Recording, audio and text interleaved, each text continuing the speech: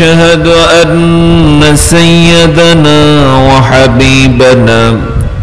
وحبيب قلوبنا وأرواحنا محمد الذي أرسله بالحق بشيرا ونذيرا وداعيا إلى الله بإذنه وسراجا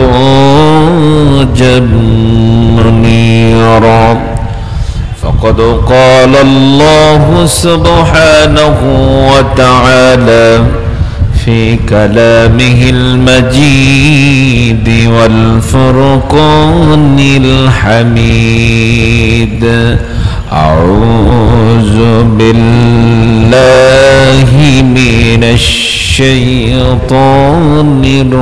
الرجيم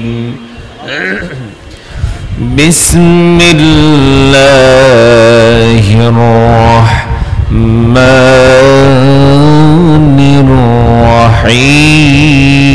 الرحيم وسارعوا إلى مغفرة من ربكم وجنة عرضها السماوات والأرض أعدت للمتقين الذين ينفقون في السراء والضراء والكاظمين الغيظ والعافين عن الناس والله يحب المحسنين والذين إذا فعلوا فاحشة أو ظلموا أنفسهم ذكروا الله فاستغفروا لذنوبهم ومن يغفر الذنوب إلا الله ولم يصروا على ما فعلوا وهم يعلمون أولئك جزاؤهم مغفرة من ربهم وجنات تجري من تحتها الأنهار خالدين فيها ونعم أجر العاملين الله أكبر وقال تعالى إن الله وملائكته يصلون على النبي يا أيها الذين آمنوا صلوا عليه وسلموا تسليما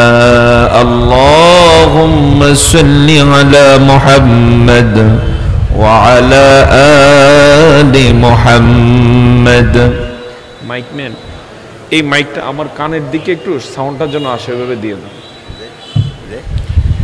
তারে বলছি সে বলছে اللهم بارك على محمد وعلى آل محمد كما باركت على إبراهيم وعلى آل إبراهيم إنك حميد مجيد সোনালি দিনের সেই উম্মীদ আজ তোমাদের বড় প্রয়োজন সোনালি দিনের সেই ওমর খালিদ আজ তোমাদের বড় প্রয়োজন তোমাদের অভাবে ধরণীতে আজ চলছে জালিমের নিপীড়ন। আজ তোমাদের বড় প্রয়োজন, সোনালী দিনের সেই ওমর খালিদ।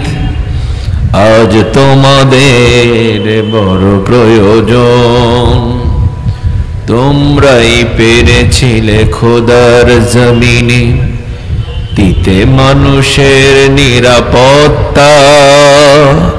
তোমরাই ফিরিয়ে এনেছিলে ধরাতে শ্রেষ্ঠতম মানবতা। আজ তোমাদের অভাবে মজলুম জনতা তিলে তিলে সয় জ্বালাতন। আজ তোমাদের বড় প্রয়োজন, সোনালী দিনের সেই ওমর খালিদ। আজ তোমাদের বড় প্রয়োজন, তোমরাই হয়েছিলে সোনার মানুষ। পেছোয়া পরশ পাথরের খোদার রাহে বিলিয়ে দিয়ে প্রাণ গেছো জয়গান জীবনের। আজ তোমাদের অভাবে মজলুম জনতা তিলে তিলে সয় জ্বালাতন। আজ তোমাদের বড় প্রয়োজন, সোনালী দিনের সেই ওমর খালিদ। আজ তোমাদের বড় প্রয়োজন। এমন কিছু খালিদ আমাদের সমাজে তৈরি হোক, আমরা চাই। কারা কারা চায় হাত তুলে আল্লাহকে দেখান। লিল্লাহে তাকবীর। সকল প্রশংসার মালিককে। আমাদের হায়াত আদবি করলে, কোরআন সুন্নাহর সাথে নাফরমানি করলে দেশ ছাড়া করেন কে? সে আল্লাহর জন্য সকলে চিৎকার করে পড়ছি আলহামদুলিল্লাহ। রব্বানা লাকাল হামদ হামদান কাসীরান তাইয়িবান মুবারাকান ফীহি সুবহানাল্লাহি ওয়া বিহামদিহি সুবহানাল্লাহিল আযীম। আলহামদুলিল্লাহ। বাংলাদেশের ঐতিহ্যবাহী দ্বীপ সন্দ্বীপ কারামতিয়া ফাজিল ডিগ্রি মাদ্রাসার বহুকাঙ্ক্ষিত বেশ কয়েক বছর পরে আয়োজিত ৭২তম বার্ষিক ওয়াজ মাহফিলের এই দ্বিতীয় অধিবেশনের উপস্থিত সুযোগ্য সম্মানিত সভাপতি, স্বনামধন্য এবং প্রাচীনতম এই ঐতিহ্যবাহী দ্বীনি মাদ্রাসার সুযোগ্য সম্মানিত প্রিন্সিপাল প্রবীণ আলেম দ্বীন জনাব হযরত মাওলানা অধ্যক্ষ নাজির আহমদ সাহেব আতারাল্লাহু উমরাহু ওয়া বারাকাল্লাহু ফি হায়াতিহি। সকলে বলুন আল্লাহুম্মা আমিন। আল্লাহ তাআলা তাকে সুস্থতার সাথে দীর্ঘ নেক হায়াত দান করুন। আবারও বলুন আমিন।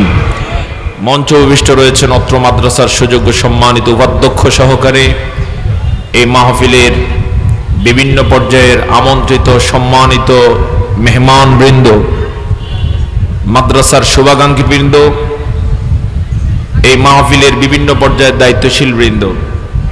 আমার সামনে উপবিষ্ট এই মাহফিলের মূল আকর্ষণ সন্দ্বীপের বিভিন্ন এলাকা থেকে আগত দিন প্রিয়, ইসলাম প্রিয়, জাগ্রত বিবেক সম্মানিত মুরব্বী সমাজ, কলেজের টুকরা যুবক ভাইয়েরা, ছোট ছোট শিশু কিশোর ছাত্র বন্ধুরা, পর্দার অন্তরালের সম্মানিতা মা এবং বোনেরা, সাংবাদিক বন্ধুগণ, সকলে মিলে আমরা ওই আল্লাহ সুবহানাহু ওয়া তাআলার লাখো কোটি শুকরিয়া জ্ঞাপন করছি যিনি আমাদের জন্য কোরআনের এই ময়দানকে কবুল করেছেন, যিনি আমাদেরকে এই মাদ্রাসা ময়দানে ৭২তম মাহফিলে আসার মতো বসার মতো, আমাকে কিছু বলার মতো, আপনাকে শোনার মতো তৌফিক দিয়েছেন।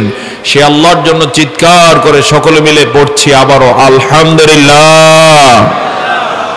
সম্মানিত সন্দীপবাসী, কোরআনের ময়দানে আসতে পারা এটা সৌভাগ্যের বিষয়। কথা বলো ঠিক না? কোরআনের সাথে যে কেউ সম্পর্ক ভালো রাখতে পারে না। কোরআন থেকে সকলের কপালে হেদায়েত জোটে না। যদিও কোরআন নাজিল হয়েছিল সবার জন্য, কোরআন নাজিল হয়েছে কি সব মানুষের জন্য, কিন্তু সবাই কি হেদায়েত পেয়েছে এখান থেকে? না, সবাই হেদায়েত নিতে পারবে না। কোরআনকে যদি প্রশ্ন করে, ওগো কোরআন তোমার নাজিল কি জন্য, কেন তোমাকে নাজিল করা হলো? কোরআন জবাব রেখেছে সূরা বাকারার 185 নম্বর আয়াত। আল্লাহ তাআলা বলেন, শাহরু রমাদানাল্লাযী উনসিলা ফীহিল কুরআনু হুদাল লিন-নাসি ওয়া বায়্যিনাতিন মিনাল হুদা ওয়াল ফুরকান। জবান ছেড়ে বলেন আল্লাহু আকবার। আল্লাহ তাআলা বলেন, রমাদান মাস, উনসিলা ফীহিল কুরআন, সেই মাসে কোরআন নাজিল করা হয়েছে। পৃথিবীতে যত মানুষ আছে সব মানুষের হেদায়েতের জন্য কোরআন নাজিল করা হলো। এবং ওবায়্যিনাতিন মিনাল হুদা ওয়াল ফুরকান, হেদায়েতের বিস্তারিত বিবরণ এতে আছে না নাই? এবং তা সত্য এবং মিথ্যার মাঝে পার্থক্য রচনা করে দেয়। যারা কোরআনের পক্ষে আসবে তারা দেখতে পাবে কোনটা সত্য এবং কোনটা মিথ্যা। কিন্তু আমার বন্ধুগণ, এরপর সব মানুষ এখান থেকে হেদায়েত নেবে না। কোরআনের পক্ষে কথা বলার জন্য কলজা দরকার আছে না নাই? কপাল দরকার আছে না নাই? কারা সে হেদায়েত পাবে? কোরআনকে যদি প্রশ্ন করি জবাব আছে নাকি নাই?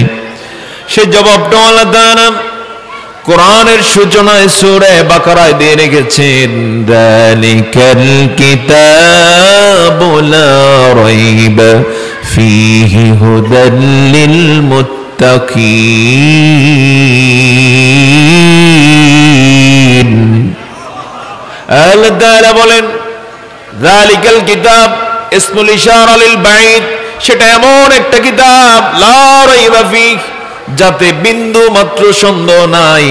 পৃথিবীতে যারা মুত্তাকি হবে তাদের জন্য এই কোরআন হেদায়েত হয়ে যাবে। তাহলে এখান থেকে হেদায়েত পাবে কারা? যারা মুত্তাকি তারা। জোরে জোরে বলুন সুবহানাল্লাহ। হেদায়েত পাবেন কারা? যারা মুত্তাকি তারা। সেই মুত্তাকি কারা যদি প্রশ্ন করি, কোরআনের জবাব আছে না নাই? সে জবাব আল্লাহ তাআলা এখানেও রেখেছেন। সেই জবাব আছে সূরা আলে ইমরানে। বিশেষ করে আমরা ভূমিকায় যে তেলাওয়াত করেছি, যে কয়টা আয়াত আমি পড়তে চেষ্টা করেছি, সেখানে আল্লাহ তাআলা স্বয়ং নিজে মুত্তাকির পরিচয় তুলে ধরেছেন। জোরে জোরে বলুন সুবহানাল্লাহ। তো আমরা মূল আলোচনায় মনোযোগী হব। সকলে বলেন ইনশাআল্লাহ। আমার সাথে একটু কণ্ঠ ছেড়ে দোয়া পড়ুন, রব্বিশরাহ লি সাদরি ওয়া ইয়াসসির লি আমরি ওয়াহলুল উকদাতাম মিন লিসানি ইয়াফকাহু কওলি। মাইক পেন, তুমি একটু এই মাইকটা একটু আমার দিকে ফিরিয়ে দাও। এটা এই এখানে যে সাউন্ড বক্সটা আছে, তোমার সাউন্ড কেমন হচ্ছে জানি, কিন্তু আমার যে কোনো সময় মৃত্যু আসতে পারে, এমন একটা বাস্তবতাকে নিয়ে আমরা বেঁচে থাকি। জবান ছেড়ে বলুন না আল্লাহু আকবার। পৃথিবীতে আমাদের বেঁচে থাকা এটার যে বিস্ময়কর আর কিছু হতে পারে না। শুধু এটাই নয়, আমরা যে সুস্থ থাকি, নিরাপদ থাকি, এটাও এক বিস্ময়কর বিষয়। আপনি যখন রাস্তা দিয়ে হাঁটেন, কখনো খেয়াল করেছেন কিনা জানি না, এই 2 সেকেন্ড আগে যেখানে ছিলেন 2 সেকেন্ড পরে যদি সেখানে থাকতেন, হন্ডার নিচ, এরকম ঘটনা আছে না নাই?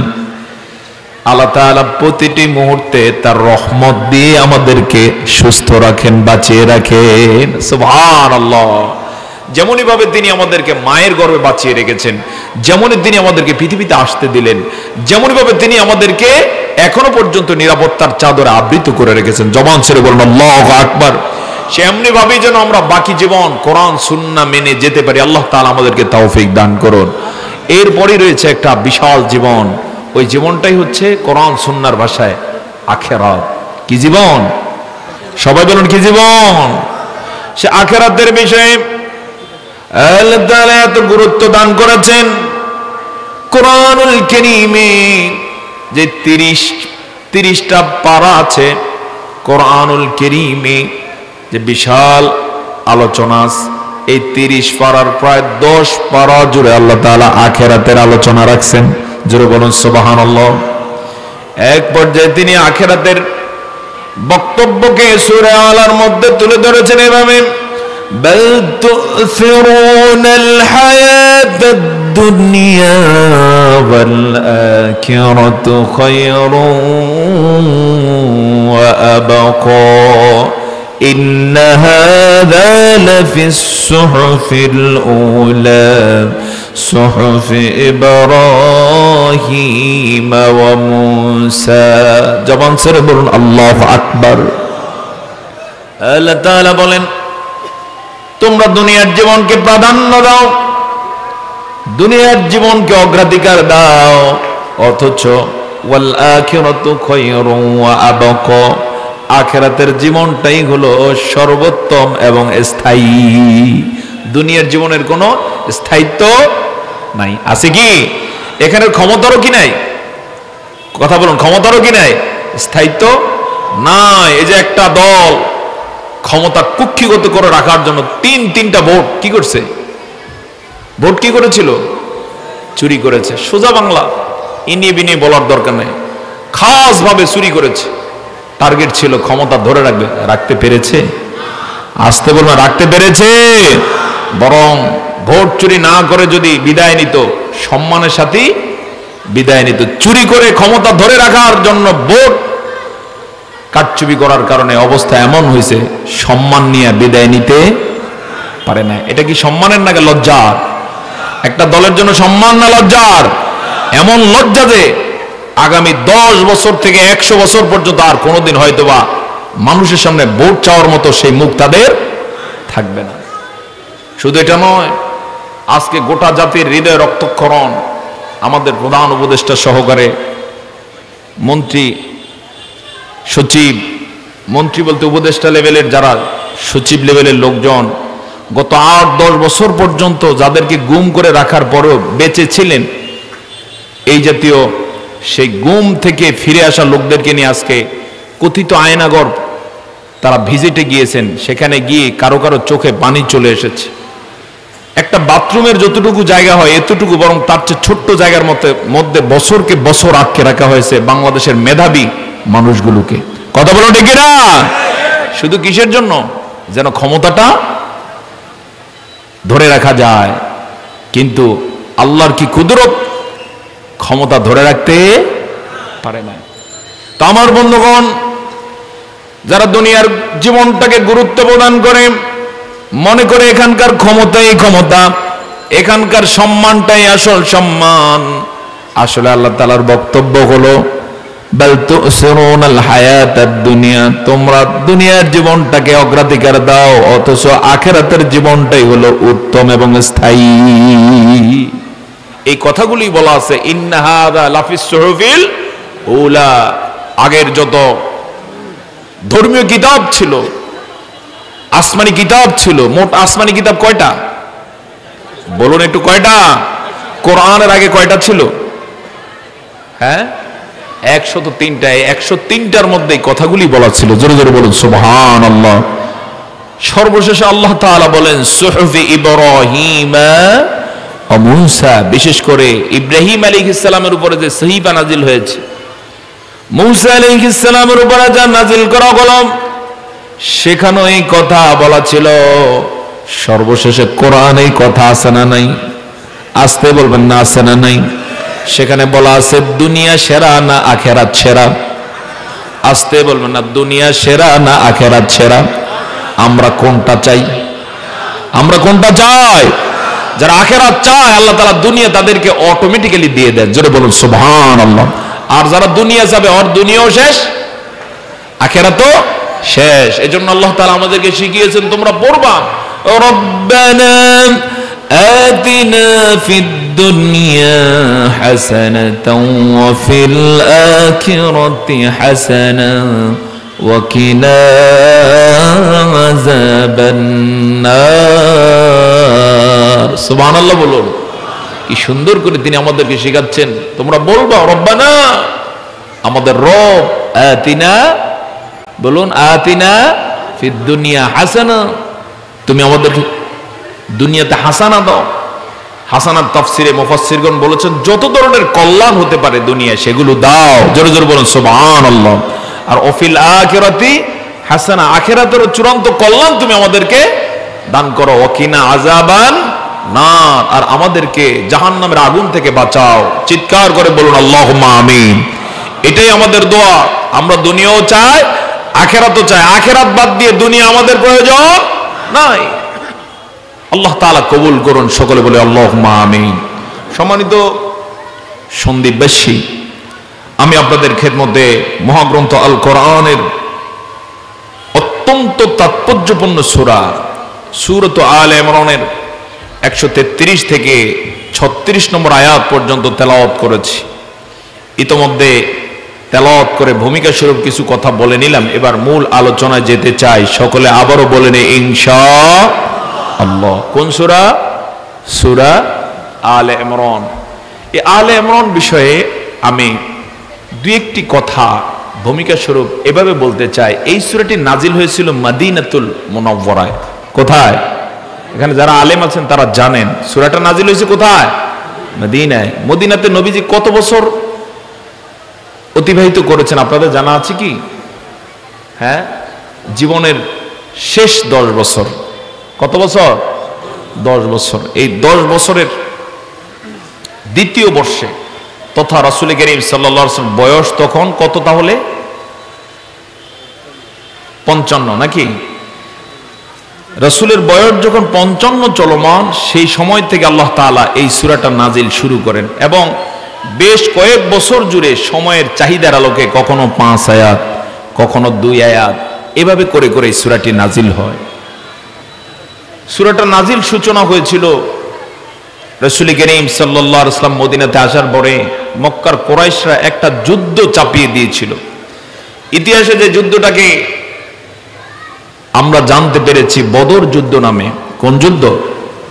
বদর। বলুন তো কোন যুদ্ধ? বদর। বদরের যুদ্ধে মুসলমান ছিলেন 313, কাফের ছিল 1000। আমি জানতে চাই বিজয় লাভ করছেন কারা? আসতে বলেন কেন? এটা আমাদের গৌরব। কারা? মুসলমানরা। 313 কতজনের মোকাবেলায়? শুধু বিজয় নয়, এই যুদ্ধে আবু জাহেল সহকারে তার সাথের সাঙ্গপাঙ্গ 70টাকে হত্যা করা হয়। জবান ছেড়ে বলুন আল্লাহু আকবার। এবং এই যুদ্ধ বিজয়ের মধ্য দিয়ে মুসলমানরা জানান দেয় আগামীর পৃথিবী হবে মুসলমানদের পৃথিবী। এই যুদ্ধে বিজয়ের মধ্য দিয়ে কাফেরদের কোমর ভেঙে দেওয়া হয়। কাফেররা বুঝতে সক্ষম হয় যে মুসলমানদের সাথে মাতলামি পাগলামি আর সামনে চলবে না। অনুরূপভাবে 24-এর বিজয়ের মধ্য দিয়ে আমরা নাস্তিক মুরতাদ যারা আছে তাদেরকে জানিয়ে দিতে চাই, বহু পাগলামি তোমরা বাংলাদেশে করেছো, আগামী বাংলাদেশে এই পাগলামি আর চলবে না।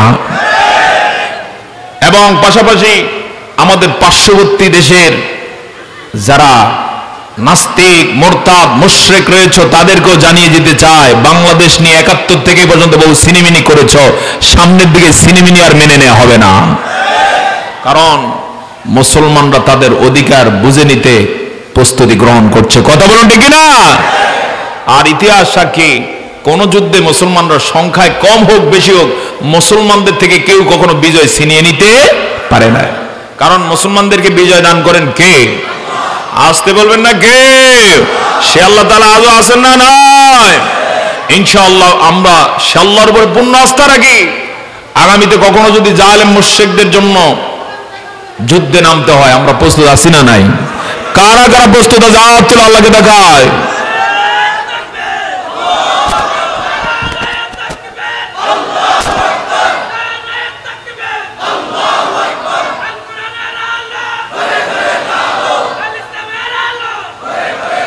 আল্লাহ তাআলা আমাদেরকে সদা সর্বদা সজাগ এবং সচেতন থাকার তৌফিক দান করুন। সকলে বলে আল্লাহুম্মা আমিন। আগামীর বাংলাদেশ হবে ইসলামের বাংলাদেশ, আগামীর বাংলাদেশ হবে কোরআনের বাংলাদেশ, আগামীর বাংলাদেশ হবে জাস্টিসের বাংলাদেশ, যেখানে চাঁদাবাজি থাকবে না, জুলুম থাকবে না, মানুষের উপরে প্রভুত্ব আর চলতে দেয়া হবে না। পারবো কিনা আমরা সচেতন থাকতে ইনশাআল্লাহ? আল্লাহ কবুল করুন। সকলে বলে আল্লাহুম্মা আমিন। এই প্রেরণা পাই আমরা রাসূল থেকে, এই প্রেরণা পাই আমরা সাহাবায়ে কেরাম থেকে। বাতিলের সামনে কখনোই তারা মাথা নত করেন নাই। 24-এ যারা বিজয় ছিনিয়ে এনেছে তারা কি মাথা নত করেছে? আসতে বল না, মাথা নত করেছে। শহীদ আবু সাঈদ বুক পেতে দিয়েছে। এটা আমাদের জন্য দৃষ্টান্ত হয়ে থাকবে যুগ যুগ ধরে, হাজার বছর ধরে। কথা বলো ঠিক না? আল্লাহ তাআলা এই শহীদদেরকে জান্নাতে উচ্চ মর্যাদা দান করুন এবং এই শাহাদাত থেকে শিক্ষা নিয়ে আমাদের প্রত্যেকটা মুসলিম নাগরিক যেন আগামীর বাংলাদেশে মাথা উঁচু করে সাহস নিয়ে কথা বলতে পারেন। আল্লাহ তাআলা সেই তৌফিক দান করুন। সম্মানিত চিটংবাসী, আমরা মূল আলোচনায় চলে যাব। আমার সাথে বলুন আউযু বিল্লাহি মিনাশ শাইতানির রাজীম। বিসমিল্লাহির রাহমানির রাহিম। ওয়াসারি'উ ইলা মাগফিরাতিন মির রাব্বিকুম ওয়া জান্নাতিন আরদুহাস সামাওয়াতু ওয়াল আরদ উ'ইদ্দাত লিল মুত্তাকিন। সাদাকাল্লাহুল আযীম। বিতাড়িত শয়তান থেকে আল্লাহর কাছে পানাহ চাই। পরম করুণাময় অতি দয়ালু আল্লাহর নামে শুরু করছি। আল্লাহ তাআলা বলেন, আর তোমরা দৌড়াও, প্রতিযোগিতা করো তোমাদের রবের পক্ষ থেকে ক্ষমার জন্য এবং এমন জান্নাতের জন্য যার প্রশস্ততা হলো দুনিয়ার জমিন থেকে 7 আসমান পর্যন্ত যত বড় তার চেয়ে বড়। উ'ইদ্দাত লিল মুত্তাকিন, যে জান্নাত প্রস্তুত করা হয়েছে মুত্তাকিদের জন্য। চিৎকার করে বলুন আল্লাহু আকবার। কাদের জন্য? মুত্তাকিদের জন্য। এই মুত্তাকি কারা? তাদের আলোচনায় আমরা যাব। বাংলা একটু বলে নেই, যারা আল্লাহকে ভয় করেন। কাকে ভয় করেন? আল্লাহ ছাড়া দুনিয়ার কাউকে তারা পরোয়া করেন না। আল্লাহ ছাড়া কাউকে ভয় করা জায়েজ আসেনি? আসতে বলো না, জায়েজ আছে। কিন্তু গত 15.5 বছরে কি দেখলাম? আলেমদেরকে গ্রেফতার করতে এসে বলতে উপরের নির্দেশ, হুজুর আপনাকে যদি না নেই, গ্রেফতার যদি না করি আমার চাকরি থাকবে না। এরকম কিছু ডাকাত ছিল নাকি ছিল না? ওরা মানুষকে ভয় করছে না আল্লাহকে ভয় করছে? কথা বলো, মানুষকে না আল্লাহকে? এই জাতীয় জালেমগুলোকে যদি কোরআনের আয়াতগুলো কোন স্কুল, কলেজ, মাদ্রাসায়, কোন মসজিদে, কোন মাহফিলে শেখানো হতো, তাহলে এই জুলুম তারা করতো না। কথা বলো ঠিক না? স্বৈরাচার কি একটা ছিল না হাজার হাজার ছিল?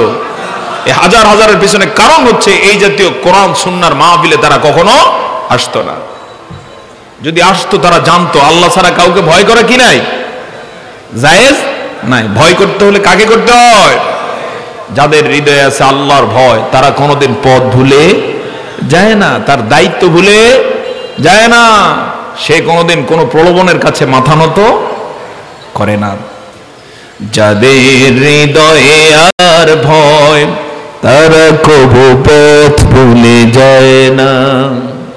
আল্লাহর প্রেম ছাড়া এই দুনিয়ায় কারো কাছে কোনো কিছু চায় না। যাদের হৃদয়ে আছে আল্লাহর ভয়, তারা কবু পথ ভুলে যায় না। আল্লাহর প্রেম ছাড়া এই দুনিয়ায় কারো কাছে কোনো কিছু চায় না। রাতের আধারে যারা সিজদাতে রয়, দু চোখের অশ্রুতে নদী যেন বয়। ছলনার হাতছানি যতই আসুক পিছনে ফিরেও সে তাকায় না। যাদের হৃদয়ে আছে আল্লাহর ভয়, তারা কবু পথ ভুলে যায় না। আল্লাহর প্রেম ছাড়াই দুনিয়ায় কারো কাছে কোনো কিছু চায় না। কথা বলো ঠিক না? তারা চায় একজনের কাছে, তিনি কে? আমাদের সব চাওয়া পাওয়া কার সাথে? আল্লাহ কবুল করুন সেভাবে, সকলে বলে আল্লাহুম্মা আমিন। তো আল্লাহ তাআলা বলেন, দৌড়াও এমন জান্নাতের জন্য যে জান্নাতের প্রশস্ততা হলো দুনিয়ার জমিন থেকে 7 আসমান পর্যন্ত যত বড়, তার চেয়ে বড় সেই জান্নাত রেডি হয়ে গেছে মুত্তাকিদের জন্য। কাদের জন্য? মুত্তাকিদের জন্য। সম্মানিত ভাই সব, আয়াতের মধ্যে দুটো ইনভাইটেশন রয়েছে, আহ্বান রয়েছে। এক নম্বর হচ্ছে ক্ষমার জন্য, আরেকটি হচ্ছে জান্নাতের জন্য। আমি জানতে চাই, ক্ষমা করেন কে? ক্ষমা করার মালিকানা কার? কোন ফিসাব, কোন নেতা নেত্রী কখনো ক্ষমা করতে পারে? চিটাং কিন্তু বহু রেকর্ড আছে, বিভিন্ন মাজারে যায়, গরু দেয়, ছাগল দেয়, মুরগি দেয়, ক্ষমা চায়, আছে না নাই? অবশ্য আপনাদের এই অঞ্চলে এগুলো নাই। হ্যাঁ, এগুলো তো কম। যেখানে আলেম আছে সেখানে এগুলো নাই, কারণ আলেমদের সাথে এগুলো যায় না, মানায় না। আলেম আছে যেখানে ইসলাম আছে সেখানে, আলেম নাই যেখানে শয়তান আছে সেখানে। এজন্য দেখবেন মাজার থেকে শুরু করে এই যে এগুলোর সাথে কোনো আলেমের সম্পৃক্ততা নাই। আর যদি দেখেন যে আলেমের ছবি ধরছে, বলবেন সূরা ফাতিহাটা বলো তো, দেখবেন বলতে পারে না, তখনই বুঝবেন হয় কি আলেম নাকি জালেম। এরকম কোন আলেম মাজারের খাদেম হতে পারে না, কোন আলেম আল্লাহ ছাড়া কারো কাছে ক্ষমা চাইতে পারে না। আমরা ক্ষমা চাই কার কাছে? আল্লাহ তাআলা বলেছেন, একটু পরে আসবে, ক্ষমা একমাত্র একজনই করতে পারেন, তিনি কে? আর তিনি বলছেন ক্ষমা লাভের জন্য দৌড়াও। আমাদের যে সময়টা চলছে এখন, এটা আল্লাহর কাছ থেকে ক্ষমা প্রাপ্তির উপযুক্ত সময়। মৃত্যুবরণের পরে আর ক্ষমা লাভের কোনো চান্স নাই।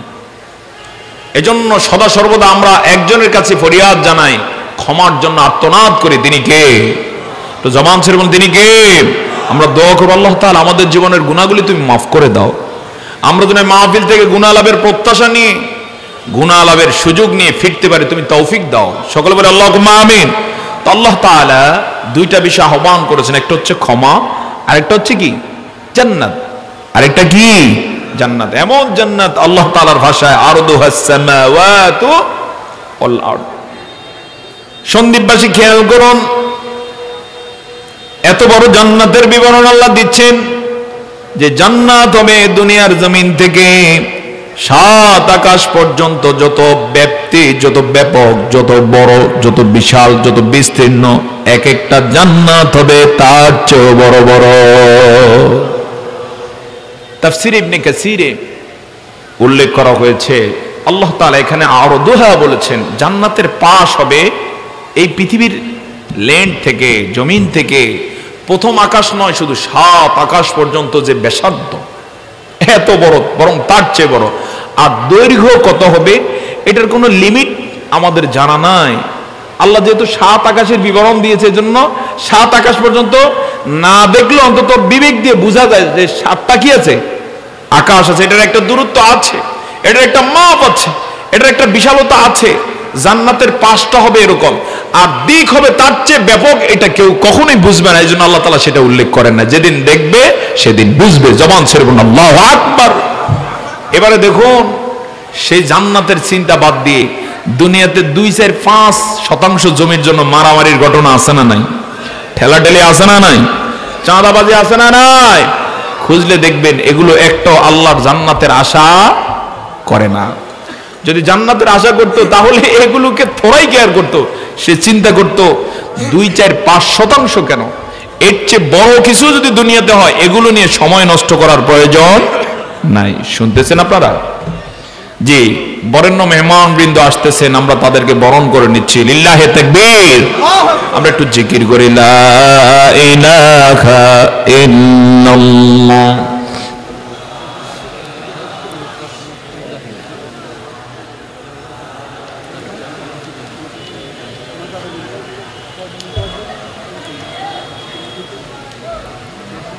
লা ইলাহা ইল্লাল্লাহু মুহাম্মাদুর রাসূলুল্লাহ সাল্লাল্লাহু আলাইহি ওয়াসাল্লাম। জান্নাতের প্রশস্ততা এত ব্যাপক যে দুনিয়ার জমিন থেকে 7 আসমান পর্যন্ত যত বড়, তার চেয়ে বড় দিক কত হবে, কত বিরাট হবে, আল্লাহ ছাড়া কেউ জানে না।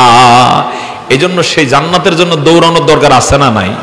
সেই জান্নাতে যাওয়ার ইচ্ছা আমাদের আছে না নাই? আসতে বলুন, আছে না নাই?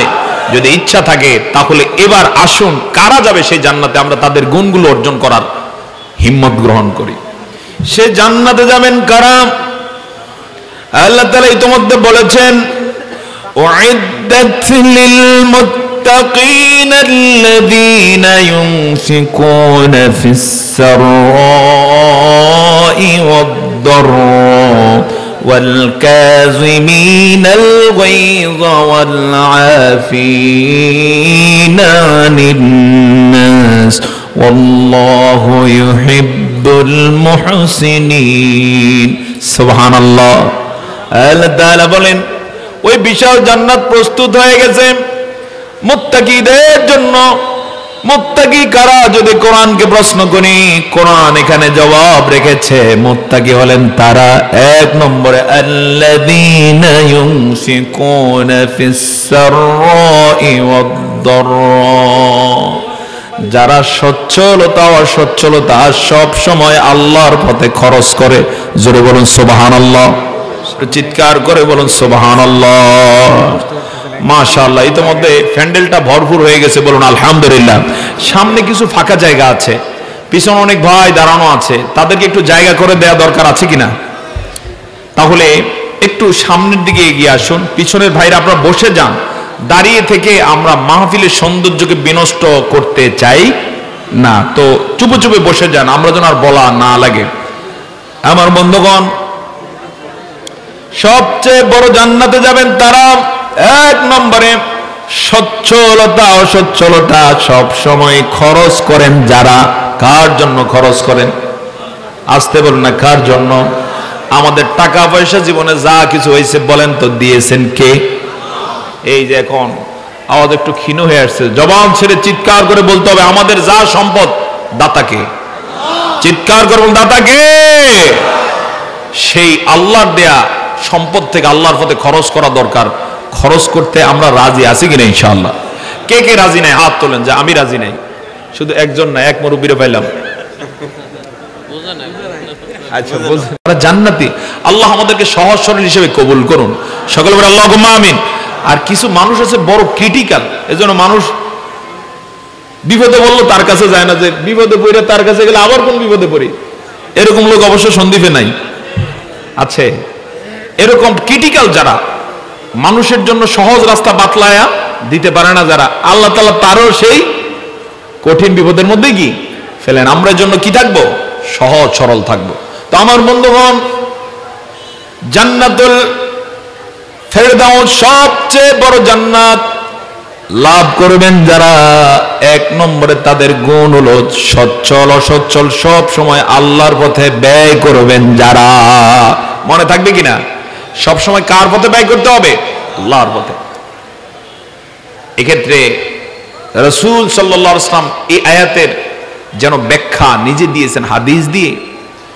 আল্লাহর পয়গম্বর বলেন, মান আহাব্বা লিল্লাহি ওয়া আবগাদা লিল্লাহি ওয়া আ'তা লিল্লাহি ওয়া মানআ লিল্লাহি ফাকাদ ইসতাকমালাল ঈমান। যে ব্যক্তি আল্লাহর জন্য, মান আহাব্বা লিল্লাহ, কাউকে ভালোবাসলো, আমাদের ভালোবাসা হবে কার জন্য? ওয়া আবগাদা লিল্লাহ, আর কারো সাথে শত্রুতা মারামারি এগুলো হয় আল্লাহর জন্য। ওয়া আ'তা লিল্লাহ, আল্লাহর জন্যই কাউকে কিছু দান করে। আমরা যত খরচ করব কার জন্য খরচ করব? ও মানআ লিল্লাহ, এবং আল্লাহর জন্যই কাউকে দান থেকে বিরত থাকে, যে এখানে দিলে আল্লাহ খুশি হবেন না, সুতরাং আমি ওখানে দেব না। এরকম যারা করেন, নবীজি সুসংবাদ দিচ্ছেন, সেই তার ঈমানকে পূর্ণ করলো। ঈমান কি হয়ে গেল? পূর্ণ হলো। মান আহাব্বা লিল্লাহ ওয়া আবগাদা লিল্লাহ ওয়া আ'তা লিল্লাহ ওয়া ومن على الله فقد استكمل الإيمان আমাদের ভালোবাসা সবই যেন হয় মহান রবের জন্য রাখো ঘৃণাগুলো তাও যেন হয় শুধু প্রভু তোমারই জন্য মান আহাব্বা লিল্লাহ ওয়া আবগাদা লিল্লাহ ওয়া আ'তা লিল্লাহ ওয়া মানআ লিল্লাহ ফাকাদ ইস্তাকমালাল ঈমান। আমরা পারবো কিনা এইভাবে? সব করব কাকে খুশি করার জন্য ইনশাআল্লাহ। আল্লাহ কবুল করুন, সকলে বলে আল্লাহুম্মা আমিন। এই পয়েন্ট আপনারা মাথায় রাখবেন। আমার বন্ধুগণ, সবচেয়ে বড় জান্নাত যারা পাবেন তাদের এভাবে করে করে আরো 4টা গুণ আছে, বলবো কিনা সবগুলো? 2 নম্বরের গুণ হলো ওয়াল কাযিমিনাল গায়জ। তাদের অন্যতম একটা পরিচয় হলো তারা তাদের রাগ নিয়ন্ত্রণ করে। রাগটা কি করেন? নিয়ন্ত্রণ করে। রাগ আমাদের সবার আছে না নাই? আমি জানতে চাই সবচেয়ে রাগ বেশি কার? হ্যাঁ, যারা একটু বয়সী হয়ে যান তার, ঠিক না? লোকেরা এই জন্য বলে যে মুরব্বী রাগ কন্ট্রোল করতে পারে না। সাবধান, আছে না নাই? কথার আগে লাঠি চলে। অবশ্যই এই জাতীয় লোক অন্তত সন্দীপে নাই। রাগ এমন যে রাগে স্থির থাকতে পারে না, রাগে হাঁটু কাঁপে, শরীর কাঁপে, আছে কিনা? এক্ষেত্রে মুত্তাকির পরিচয় হচ্ছে তিনি রাগ সম্পূর্ণ নিয়ন্ত্রণ করেন। জোরে জোরে বলেন সুবহানাল্লাহ। রাগ হচ্ছে একটা টর্নেডোর মতো, ঝড়ের মতো। ঝড় যখন প্রবাহিত হয়, শুরু হয়, বোঝা যায় না ক্ষতি কি পরিমাণ হয়। মাঝে মাঝে সন্দ্বীপে ঝড় আসে নাকি আসে না? আসতে বলুন, আসে নাকি আসে না? উপকূলীয় এলাকার মানুষকে, দ্বীপাঞ্চলের মানুষকে ঝড় কি জিনিস বোঝানোর দরকার নাই। ঝড় যতক্ষণ চলে ক্ষয়ক্ষতি নিরূপণ করা যায় না, কিন্তু ঝড় যখন থেমে যায় তখন দেখা যায় হায় রে কত কিছু নাই, ফল ফসলের কি পরিমাণ ক্ষতি, গবাদি পশু, বাড়িঘর, গাছপালা ব্যাপক ক্ষয়ক্ষতির শিকার হয়। কিসের কারণে? ঝড়ের কারণে। অনুরূপভাবে যে লোক রাগ নিয়ন্ত্রণ করতে পারে না, রাগের মাথায় যা বলবে সেখানে বিরাট অসুবিধা আছে না নাই? ক্ষতি আছে না নাই? যত মারামারি, স্বামী স্ত্রীর মাঝের যত ঝগড়া, সময়ের ব্যবধানে আল্লাহ না করুন বিচ্ছেদের ঘটনা, খোঁজ খবর নিলে দেখা যায় কি রাগ নিয়ন্ত্রণ করতে পারে না। এজন্য রাসূল করিম সাল্লাল্লাহু আলাইহি ওয়াসাল্লাম গুরুত্বপূর্ণ কয়েকটা হাদিস উল্লেখ করেছেন। নবী করিম সাল্লাল্লাহু আলাইহি ওয়াসাল্লাম বলেছেন, লাইসা শাদীদু বিসসুরআ ইন্নামা শাদীদুল্লাযী ইয়ামলিকু নাফসাহু ইনদাল গদব। ওই ব্যক্তি বীর নয় যে ব্যক্তি যুদ্ধে শত্রুকে পরাস্ত করে। প্রকৃত বীর হলেন তিনি রাগের মাথায় যিনি নিজেকে নিয়ন্ত্রণ করতে পারেন। সুবহানাল্লাহ বলুন। যুদ্ধে বিজয়ী হলে আমরা তাকে বীর বলি। নবীজি বলছেন সে বীর নয়, বীরকে রাগ যে কি করতে পারেন? নিয়ন্ত্রণ করতে পারেন। সুবহানাল্লাহ বলবো না? এজন্য আজ থেকে রাগ নিয়ন্ত্রণ করতে পারবো তো ইনশাআল্লাহ। রাগ নিয়ন্ত্রণ করুন। পারিবারিক ভাবে যত দ্বন্দ্ব কলহ আছে, বউর সাথে, ভাইয়ের সাথে, চাচার সাথে, জ্যাঠার সাথে, প্রতিবেশীর সাথে, আপনি দেখবেন 99 খতম হয়ে গেছে। সুবহানাল্লাহ বলবেন না? আর রাগ যিনি নিয়ন্ত্রণ করেন তার জন্য একটা বিরাট সুসংবাদ আছে, বলবো? মজার সুসংবাদ বলবো? সুসংবাদ হলো কিয়ামত যখন শুরু হয়ে যাবে, মানুষেরা যেদিন আদালত আখিরাতে উঠবে, লোকেরা ইয়া নাফসি ইয়া নাফসি বলবে, সেদিন আল্লাহ সুবহানাহু ওয়া তাআলার জন্য যারা রাগ নিয়ন্ত্রণ করতেন, অর্থাৎ আল্লাহ অনেক রাগী, এই ভয় মনের মধ্যে লালন করে রাগ আর করতো না, রাগ পানি করে ফেলতো, এরকম লোক আছে না নাই? এই জাতীয় যারা, আল্লাহ তাআলা তাদেরকে ডেকে জান্নাতে প্রবেশের ব্যবস্থা করবেন। জান্নাতে প্রবেশের পরে আল্লাহ তাআলা তাদেরকে বলবেন,